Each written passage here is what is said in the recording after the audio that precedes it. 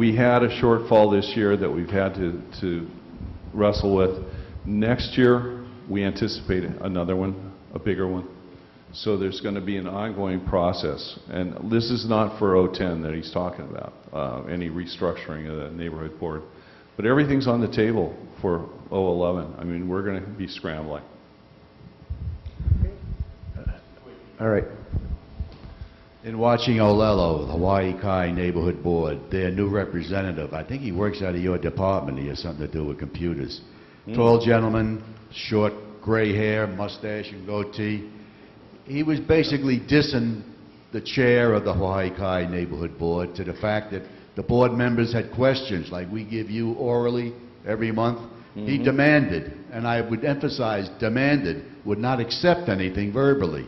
Now evidently there's a form.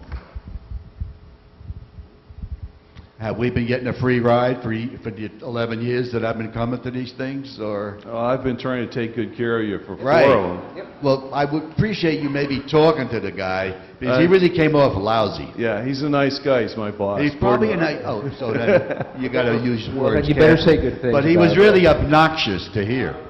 Okay. Right. I think. I'll speak to him. I don't think it's our business to discuss what was said at another neighborhood board. I think it's we need to move this along. If you got a quick question, sir. Quick question. The property tax valuation appeal system seems to be going at slower than a snail's pace. The reason I've heard for that slow pace is because they're in temporary quarters. But there's action. Several people have asked me, have I heard anything about my appeal? And I've made a phone call or two, and all I've heard is this reaction to the changing quarters that has slowing things down. I'll check. I hadn't heard that before, but I will check on it for you. One other thing, is there any control over building permits? When they are issued, and how long are those permits good for? I know some buildings that are been sitting in the same awkward position or situation for months. I know we've discussed that, and we're going to be policing up those. A lot of people park with those permits and deliberately unfinished to avoid finalizing the payment. And we're going to catch up with all those guys. I hope you do. Thank you. Thank you, and thank you. And I do want to say, Keith, in all my 8 years on this board, I honestly do think you have been the most responsive, and I think the best mayor's representative we've had. And I think that. Thank you. So we really do appreciate you. Thank you very much. Thank you. Okay, Councilmember Dejoux, thank you so much for coming. All right, good evening, Mr. Chairman, board members, ladies and gentlemen. Of course, it was a pleasure to follow Keith Roman. Of course, hopefully you took all of the questions and I can be quick. A few things here this evening. Just want to begin, and I think she's already left, to Brickwood Galateria's aide, Pohai Ryan, best wishes on her race for the Honolulu City Council and former Councilmember Barbara Marshall's seat that she's seeking. Okay, a few things. I'll just raise 3 things real quick. Number 1, and let me just jump right into it here, Kapiolani Park. It's a mess. It's a disaster zone. What have I proposed? What do I want to see done? What have I proposed is to ban sleeping, period, in Kapiolani Park for any adult 18 years or older. As many of you know, I championed last year that measure to ban sleeping between 10 p.m. and 5 a.m. I thought that would have done the trick, but as anybody who has walked by knows, what happens here is at 9:59 p.m., they all pack up their tents, have a party, and at 5:01 a.m. they promptly pitch out the tents again and go straight to sleep. So that's why I'm looking at a proposed total ban on sleeping. I want to emphasize, however, I am not wed to any language in Bill 2 regarding a total ban on sleeping. What I am wed to is finding a solution. To me, it is more important to find a solution for this problem than it is any sort of ban. Anybody has any better idea on how to attack this problem, I am all ears.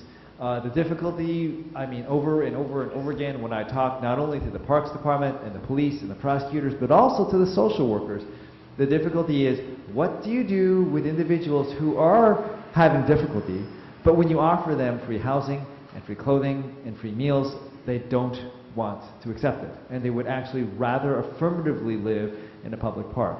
I'll tell you from my perspective, what is the problem here is that we have a beautiful urban park intended for all the families of Hawaii that is rapidly becoming the exclusive domain of a select few, and that's wrong. For me, what I am gravely concerned about here is our nation is replete with far too many examples of beautiful urban parks in the core of a metropolitan area that rapidly get taken over by the criminal element.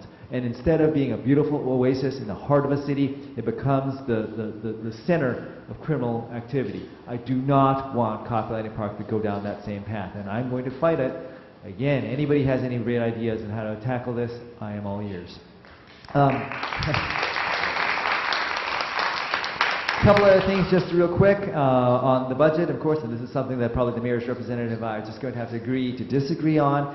The mayor did submit a budget. With the city council, we'll be beginning our hearings on the city mayor's proposed budget next week. The proposed budget for fiscal year 2010 that the mayor has submitted to the Honolulu City Council is $3.5 billion.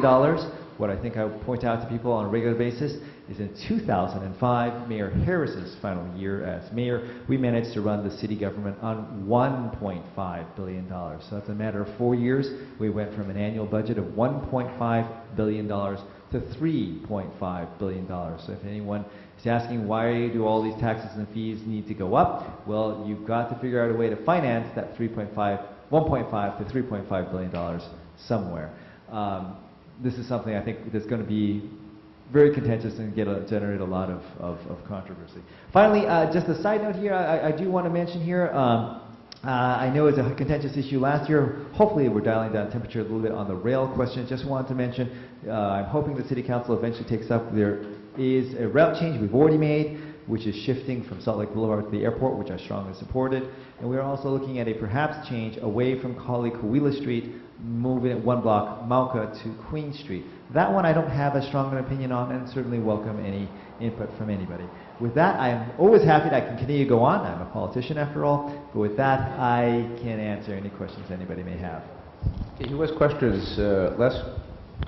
This is about the homeless. You were saying Yeah. that you're open to any solutions. Yes. My solution was use some of the designated camping grounds to have as a temporary holding place where the people with their families can go and stay. Maybe they can even put a little heater at the designated area so they can take a hot shower.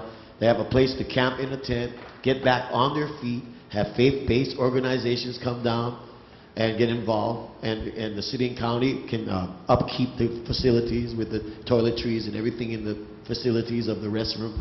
I think it makes sense, and then you'd have a whole list of all the people that would apply, and their names would be there. I'm homeless, I have 2 children, I have whoever they are, you identify who they are. Some of them might be sick. A new topic that even was brought up by my friend, who's a doctor, said some of these people are sick. Some of them have, some diseases like, tuberculosis, whatever, but they need to be addressed. These people need to be identified. You identify them on the list. You take advantage of the designated camping grounds as a temporary zone that's already in place where you wouldn't have to really spend $1 trillion. So I just thought I'd put that in your lap because you're the man to run with it. Les, actually, if I could quickly respond to that, that is an outstanding idea. I'd love to see us do that. Let me tell you at the heart of what the problem we have here at Kapi'olani Park. A lot of those individuals, my opinion, they've become squatters at Kapi'olani Park. They don't want to leave. Indeed, I've gone down there, and a number of them have told me, look, if I tried to buy this plot of land here, it'd be $1,000 a square foot. I like it here. It's great here at Kapi'olani Park. It's right here in the urban core here. It's close to the bars. It's right in the middle of the action. I want to stay here. So even if the city were to offer exactly what you are saying, they don't want to leave. They would prefer to stay in Kapi'olani Park because of its beauty, because of its location, and because it's close to all the amenities. That's the problem. But no, Les, your point is very, very well taken, and I hear you coming on that. Yeah. Yeah. Yeah. Yeah.